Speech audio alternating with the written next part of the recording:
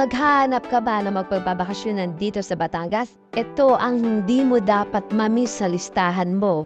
Kaya for today's video, hayaan nyo kami at tuklasin natin na mga beshi ko ang isa sa mga beach resort dito na matatagpuan sa Natpuan, Nasugpo, Batangas. Kaya mag-intro muna tayo.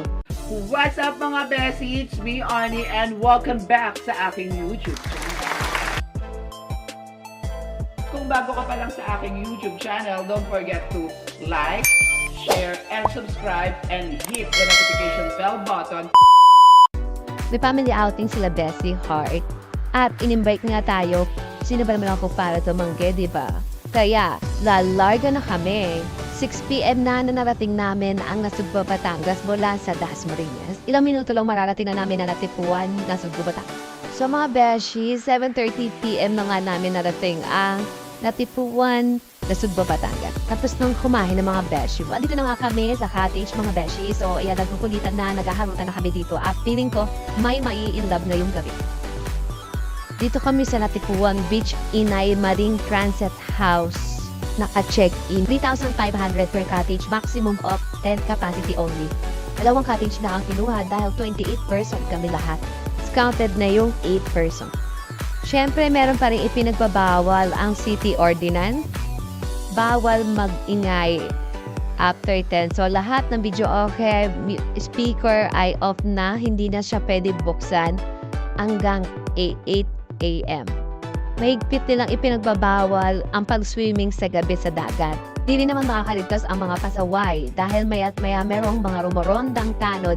Kaya kulitan, bandingan, at tawanan ng ginawa natin. Sabi ko, seryoso.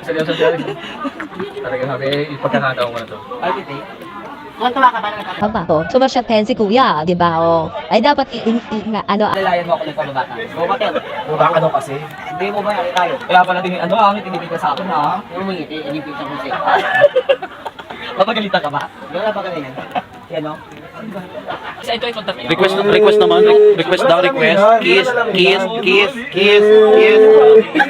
Kiss. Ano pa? Ito yung bogis. Yeah. Uy, di ba pag ganito pag may naririnig kayo ganyan? Oh. Kiss yun, pag ganun. Kiss yun. Kiss na Kiss yun. Kiss. Chris, bigyan mo na isang kiss. Sabi niya, is jackpot? Yun na yung pinsan namin. Nahabol niya eh. Hindi ka tawag mo yung kanina yung pagtiting. Yung pagtiting. Yung mabaka mo pagtiting. Ang bisugo ah. Baka mo. Ang robing kanina lang. Gitna lang. Ano pangalan? Ang pag-iibigan ni Aris at ni Nika. Ayan na. Palpitate na nga eh. Baka mo na rin. Baka mo na rin. Idandaan ng Sharon tsaka Gabi lang. Idandaan Oo, diba? Oo. Nandaan lang kasi. Anong Sharon at saka Gabi? Richard Alden. 5:15 a.m. na nga mga mare at ito, alive na alive pa rin ang mga beshi mo at nag-iinom sa tapat ng aming tent. Hari talaga ang matutulog isa sa amin. 5:31 a.m. na nga mare at nakikita mo na at sisikat na ang araw. At tuluyan na nga natin makikita ang kabuuan ng kagandahan dito. Loted nga mga mare kaya ang haba ng lakaran bago makakampisa. Ayan, nakikita mo halos ang daming tent na nakatayo. Lahat yan mga matutulog pa. May mga ilang rin naman mga gising. Ayan, di ba? Nagpipicture na. Good morning! Wala. Good morning! Ayan, wala pa mga tulog. Mga be. Sinulit namin ang Alfonso. Thank you, Alfonso. Hindi kami papasponsor ha. Nandito kami sa Likot Mare. Dito ka Mare. Magandang tayo para bang tuloy. Dito ka.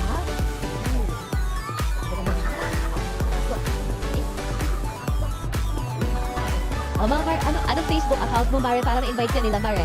Nika Batrina po, add din ako sa Facebook. At i-add din po siya, single yan.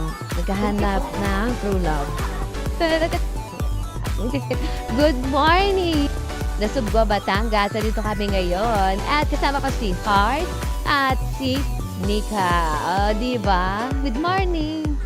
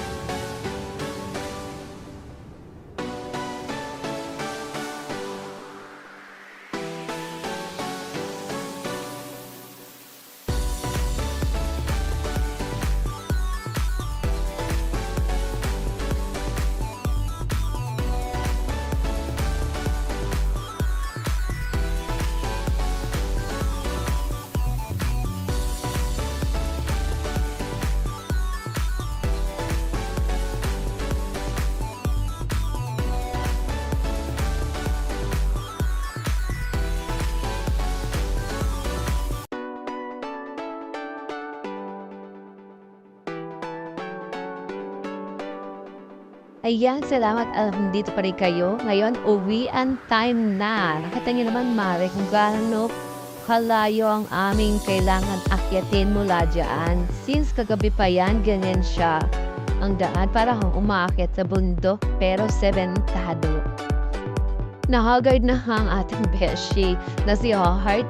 Rest muna ang ating si Heart dahil talagang sasakit niya naman ang mga binti namin paakyat. Talagang sobrang taas niya talaga.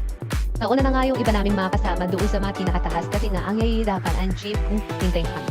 Ito din yung nilakaran namin kagabi dahil hindi talaga kakayanin ng jeep kung nakasakay pa rin kami sa jeep tapos pababa. Umakit po. Ayun po. Wala doon hanggang dito. So, aakitin mo siya dito. So, para kami umakit ng bundok. Pero, serentado. Nakakawala ng energy kasi alam ko, wala ka pa masyadong tulog. Ako lala pang tulog. Ako wala na point. Anawi na may kita mo mula sa tanga. Konti na lang. Kaya mo yan, anak. Kaya. Anak, kaya mo yan. Huwag kang bibita. Anak. And finally, dito na nga kami. Narating na namin ang aming service. At dito na nga po tatapos ang aking vlog. Abangan niyo po ang susunod na vlog sa adventure namin. Salamat!